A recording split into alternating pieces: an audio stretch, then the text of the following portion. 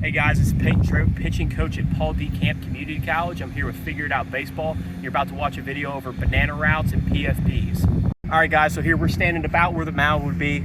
So we chose to do this off the field, kind of give you guys a feel. You know, sometimes when you do these drills, you're not going to be on an actual baseball field, so it kind of shows you how you can improvise, you know, like a throw down base and a cone, kind of how you can go through and do this drill. So you can kind of pan over here. So we've got a cone that's a little bit offset, like kind of pushed towards the first baseline. So the whole point here is going to be for the pitcher, okay, to come off the mound. They're going to run, go around the cone, and start working their way at an angle up the first baseline in order to receive the ball at like a normal flip play coming from the first baseman. Okay. The whole point of having the cone here is that way guys can get around the cone, okay, and start beginning that push up towards first base. That way they're not running a straight kind of beeline for the bag. You know, obviously that way keep guys from getting run over, kind of getting hit at first base, all that kind of stuff. So this is going to be a ground ball to first base where the pitcher is going to be covering on a flip play coming from the first baseman, just coming off of a banana route.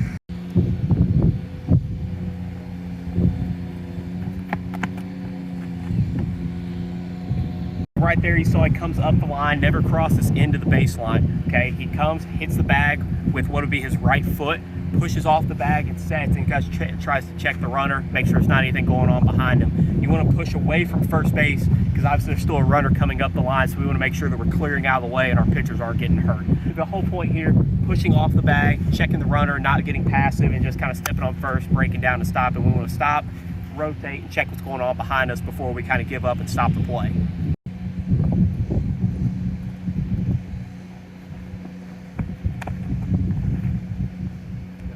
When running this drill, I mean, one of the things that we can really kind of change up a lot is how we do it, who we do with, what personnel.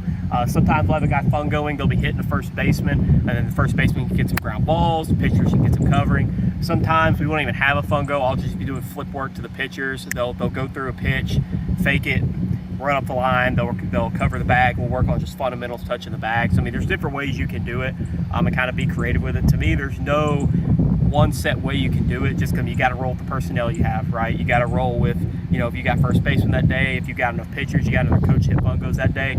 So the whole point is getting around the cone, working up the bag, receiving the toss, breaking down, checking behind. You don't have to have somebody hitting. You don't have to have all these extra people. If you have just you and 8 pitchers, you can do this with just you and 8 pitchers. There's a lot of different ways you can do it, so it doesn't require too many people in order to make this operation run. As a coach, one of the things that we really kind of struggle with is guys that kind of go through the motions, doing PFP work. Sometimes they'll, you know, field a ground ball, just kind of pick it up, toss it to second base if we're trying to roll 2 up the middle or things like that. So one of the things I like to do is have guys competing nonstop, you know, doing like, you know, king of the hill, like that kind of stuff, just constantly fielding ground balls, making it faster than the game. That way guys kind of can't slow down, otherwise they're going to either mess it up or they're going to look bad to the rest of their teammates. So you want to make guys, you know, compete at a high level, compete fast, go through the drill fast, and try to make them faster than the game-like situations in order that way, you know, whenever they get on the mound or, you know, whenever they're in a game and they field a ball, turn 2 up the middle, or they got to cover first base, it seems slower the way they practice it. If you can make practice faster than the game, then you're going to win that battle 9 times out of 10.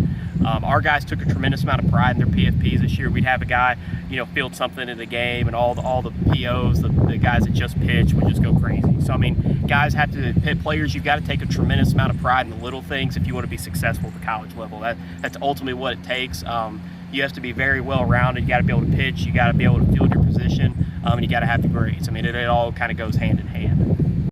Once again, my name is Peyton Treywick. I'm the pitching coach at Paul D. Camp Community College in Franklin, Virginia. You just watched banana routes, doing pitcher PFPs. Check out my next video. It's a flow pitching walkthrough.